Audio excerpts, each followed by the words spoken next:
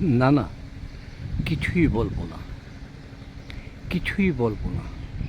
এটুকু বলবো, প্রিয় বন্ধুরা, যদি কোনো দিন সুযোগ হয়, হাতে সময় থাকে, পুমগাঁও উচ্চ বিদ্যালয় মনোহরগঞ্জ থানা এলাকায় এসে ঘুরে যাবেন। এতটুকু অনুরোধ করব। দেখেন না, আমরা ছাত্রছাত্রীরা কীভাবে আমাদের দেশের ছেলেরা লেখাপড়া করার জন্য তাদের মনের মতো শিক্ষা প্রতিষ্ঠান গড়ে দিয়েছে।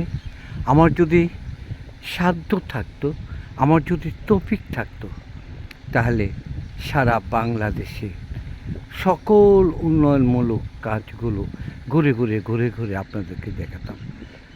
দুঃখজনক হলেও সত্য, আমার এতটুকু খরচ করে ভিডিও করার তৌফিক হয় নাই। দোয়া করবেন, যদি কোনো দিন হয় আমি দেখাবো। শুধু আপনাদের জন্যেই, শুধু আপনাদের জন্যেই আমার এই প্রচেষ্টা, আপনাদের জন্যেই আমার এই কষ্ট, আপনাদেরকে দেখানোর জন্যেই আমার এই আন্তরিকভাবে চেষ্টাগুলো করে যাচ্ছি। ধন্যবাদ। সবাই ভালো থাকবেন, সকলের সুস্বাস্থ্য এবং দীর্ঘায়ু কামনা করি। ছেলেবেলারা যদি এরকম খোলা মাঠ পায়, তারা কি মাদকের সাথে সম্পৃক্ত হবে? মাদক, এই বিষাক্ত শব্দটি আমাদের সমাজটাকে ক্ষত বিক্ষত করে ফেলছে।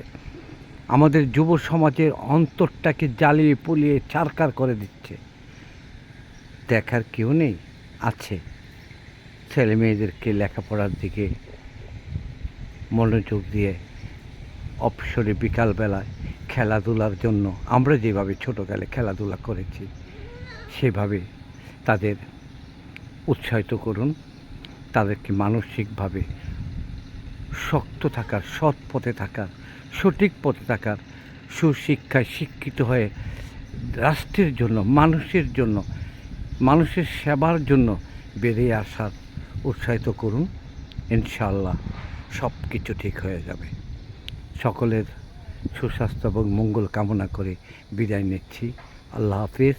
আসসালামু আলাইকুম ওয়া রাহমাতুল্লাহি ওয়া বারাকাতুহু।